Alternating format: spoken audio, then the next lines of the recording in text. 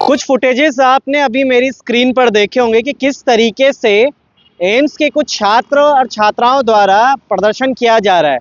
यहाँ तक कि प्रशासन के खिलाफ भी काफ़ी नारेबाजी होती हुई नजर आई थी। और अभी ठीक मैं इस वक्त all India institute of medical science Rishikesh यानी कि एम्स के पास मौजूद हूँ, गेट नंबर 2 पे।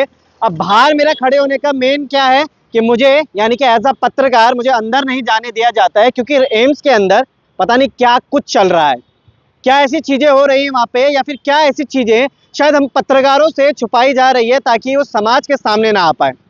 कभी हमारे सामने वीडियो आती है कि एम्स की छत से कुछ टाइल्स नीचे गिर गए, नीचे मरीज है उसको लगने से बच गया। तो कभी हमें सामने आती है खबरें कि जो मरीज है वो नीचे फर्श में लेटा हुआ है, तो कभी किसी को बेड नहीं मिलता है। अभी योगेश जिमरी पत्रकार जो हैं उनको भी वहाँ से कभी डिस्चार्ज किया जाता है, कभी वापस एडमिट कर दिया जाता है। एडमिट करने के लिए स्वयं कांग्रेस के नेता गणेश गोदियाल वहाँ पे पहुँचते हैं। मगर आप ये समझिएगा कि ऐसा क्यों किया जा रहा है। अब ये देखिएगा प्रशासन का पट्टी बांधे हुए ये एम्स के वो सभी छात्र हैं, इनके साथ लगभग और 40 छात्र और हैं जो कि लगातार अंदर धरने पर बैठे हुए हैं। लिखा हुआ है कि intern by will not by force.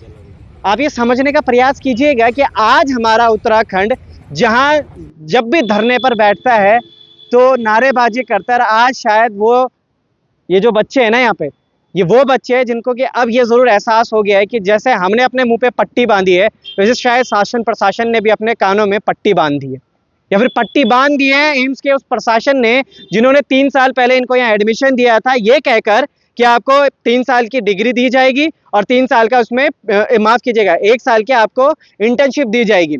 मगर क्या कुछ चीजें हैं, मैं इनसे तो बात नहीं कर सकता हूँ, मगर इनसे कुछ समय पहले मैंने सवाल करे थे, उन सवाल के जवाब इन भाइयों ने मुझे लिख कर भेजा है, जिस विषय पर आज हम बात करने वाले।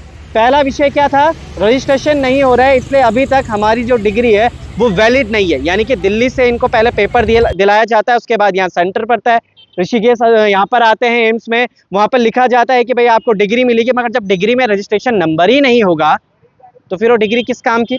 दूसरा इन्होंने क्या लिखा है कि स्टाइपेंड कुछ बैचमेट्स को दिया जा रहा है मगर कुछ को नहीं दिया जा रहा है। तो ये कहाँ की चीज़ें हो रही हैं कि कुछ को दिया जा रहा है कुछ को नहीं दिया जा रहा है, क्या सारी चीज़ें हो रही हैं। ऑटोनॉमस बोलकर बता दिया जाता है, कभी बोला जाता है कि दिल्ली की जो एम्स दिल्ली है उसके रूल्स एंड रेगुलेशंस पर हम चलते। तो मगर जब ये सब बच्चे जो 40 बच्चे अंदर भी और बैठे हुए हैं, वो जब अंदर अपनी फैसिलिटीज़ के लिए जाते हैं तो उनको बोल दिया जाता है ये ऑटोनॉमस है, यानी कि हमारे खुद के डिसीजंस यहाँ पे होंगे और किसी के डिसीजंस नहीं होंगे। मगर ये सब क्या चल रहा है एम्स में? क्या ऋषिकेश एम्स में जो 70% की बात हुई थी उत्तराखंडियों के लिए, जो 70% की बात की जाती थी हर एक अखबार की कटिंग्स में या फिर हर सोशल मीडिया पर, क्या वो सच में आज धराशायी होते हुए दिख रहा है? क्या सच में उत्तराखंड में जितना भी ये तमाम चीज़ें हो रही है वहाँ पर उत्तराखंड के युवाओं के लिए, उत्तराखंड के बच्चों के लिए, या फिर कोई भी उत्तराखंड में बाहर से व्यक्ति आता है उसके लिए नहीं? यहाँ पर एक लड़की भी है हमारे साथ, छात्रा बेचारी, कहाँ से, मैं उनसे बात भी नहीं कर सकी, मौन धारण कर रखा है कि आज इस कंडीशन तक आ चुके हैं वो।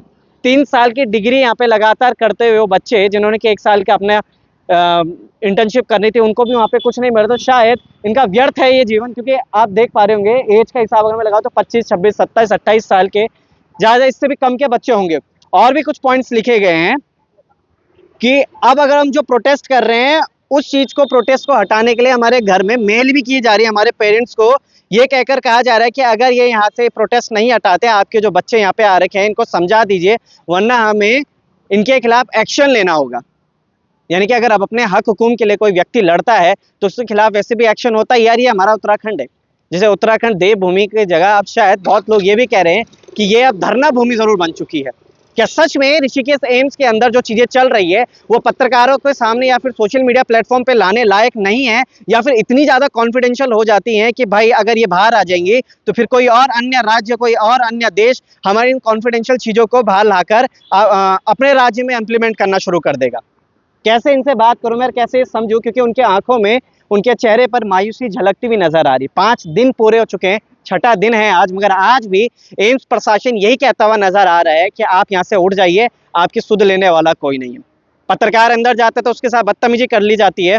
जब लिखा था इसमें बहुत सही लाइन भी लिखी है इन्होंने कि पत्रकारों के साथ, हमारे साथ तो ठीक है मगर हमारे आवाज को उठाने वाले पत्रकार भाइयों के साथ भी बदतमीजी की जा रही है अंदर।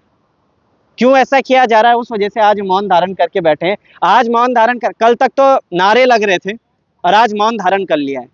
क्या सच में अगर अपना हक हुकूम के लिए लड़ना होगा तो फिर इस तरीके से लड़ना होगा? क्या अपनी जवानी है इस तरीके से खत्म कर देंगे, या फिर जो इनके पेरेंट्स ने इनको दूर दूर शहरों से, या कोई राजस्थान से, कोई मुंबई से, कोई झारखंड से, कोई उत्तराखंड से अच्छे पैमाने पर यहाँ पर बच्चे आते हैं, पढ़ते हैं, तो ये हमारी जो फैसिलिटीज़ इनको दी जा रही है एम्स प्रशासन द्वारा, शायद कुछ भी नहीं होगी। भाई मैं एक दो सवाल करूँगा, हाँ ना में जवाब देना। खुश हैं आप प्रशासन के, एम्स प्रशासन की इस पूरी चीज़ों से? नहीं। क्या चाहते हैं कि आपको कुछ मिले, रजिस्ट्रेशन हो आपका सब कुछ? कब तक रहेगा, 2-4 दिन और, या फिर यहीं पे समाप्त करना चाहेंगे? आगे बढ़ना चाहेंगे? आगे चलेगा, आगे सब कुछ होगा। कैसे कहेंगे अपनी बातों को? क्योंकि अपनी बातों को शायद हमारे पास कह सकते हैं, चौथे स्तंभ के पास कह सकते हैं, मगर आप समझने का प्रयास कीजिएगा, जब चौथे स्तंभ को इस गेट से अंदर नहीं जाने दे रहा जा रहा है। 2 नंबर की बात नहीं कर रहा हूँ, पीछे 3 नंबर भी है, यहाँ 1 नंबर है। गेट ऐसे बना दिए हैं 1, 2, 3 नंबर, तो एक गेट ऐसा ही बना दीजिए जिसमें सिर्फ पत्रकार अंदर घुसे। आप ये समझिएगा कि अगर मैं आईडी लेकर अंदर में जाऊंगा, उन्होंने मेरी शक्ल देख रही हूँ, मेरे से 10 सवाल पूछेंगे। ये पूछेंगे कि तुम कौन से वार्ड में जा रहे हो, पूछेंगे कौन से डॉक्टर के पास जा रहे हो, ये पूछेंगे तुम्हारा मरीज है अंदर या फिर किस काम से अंदर जा रहे हो। आप सोचिएगा कि मैं एक व्यक्ति, आम आदमी होकर भी अंदर नहीं जा सकता हूँ। क्यों? क्योंकि मैंने आवाज उठाने का कार्य किया है। या फिर अब ये बच्चे हैं जो ये अंदर नहीं जा सकते, ये भी अलग तरीके से, अब डीम्ड ऑफिस के बाहर बैठे हैं, आप शायद वहीं बैठे हुए हैं, और भी 40 बच्चे आपके साथ हैं। समझने का प्रयास कीजिएगा, 14 डिपार्टमेंट्स की तैयारियां यहाँ पे कराई जाती हैं इन बच्चों को। उन 14 डिपार्टमेंट से 3 डिपार्टमेंट को स्टाइपेंड भी मिल रहा है, उनके हुकूम सब तमाम चीज़ें मिल रही हैं, उनको इंटर्नशिप भी दी जा रही है, अच्छा सब कुछ हो रहा है। बाकी बचे 11, ये सब हैं। या तो इन्होंने कुछ गलती कर दी है, या फिर उन फैकल्टीज़ ने इनको पढ़ाने में कुछ गलती कर दी है, या तो ये अपने इंटर्न में अच्छा नहीं कर पा रहे, या फिर वो जो पढ़ाया इनके फैकल्टीज़ ने वो सब उनको सामने नहीं दिख रहा, तो सोचा यार चलो छोड़ो, क्या करना है। वो तो अच्छा है, भाई ने मेरे को अभी लिख के भेजा है कि हमने अपनी फ़ीस के बारे में जब पता किया तो हमें पता चला कि हमसे हॉस्टल की भी फ़ीस ले ली गई है, जबकि हम हॉस्टल में रहते ही नहीं हैं। हमसे जिम की फ़ीस ले ली गई है, जबकि हम जिम में रहते ही नहीं हैं, क्योंकि ये सारी फैसिलिटीज़ दिल्ली एम्स में दी जा रही हैं।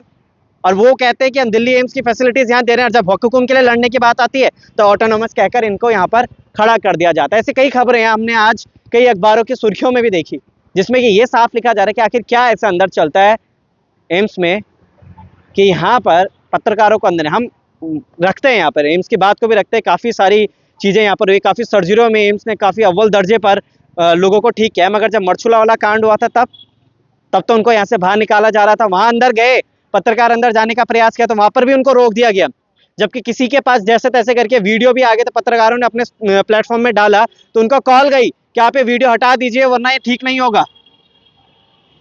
तो अभिव्यक्ति की आज़ादी का जो इस्तेमाल किया यहाँ पे जा रहा है, शायद इसीलिए किया गया था।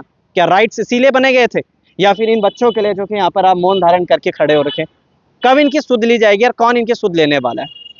बने रहिएगा लोकार्पण के साथ। कुछ फुटेज, कुछ तस्वीरें आपने मेरी स्क्रीन पर ज़रूर देखी होंगी, मगर क्या सच में ऋषिकेश एम्स के अंदर जो चल रहा है वो दिखाने लायक नहीं है, या फिर दिखाने का प्रयास नहीं किया जा रहा है? बने रहिएगा।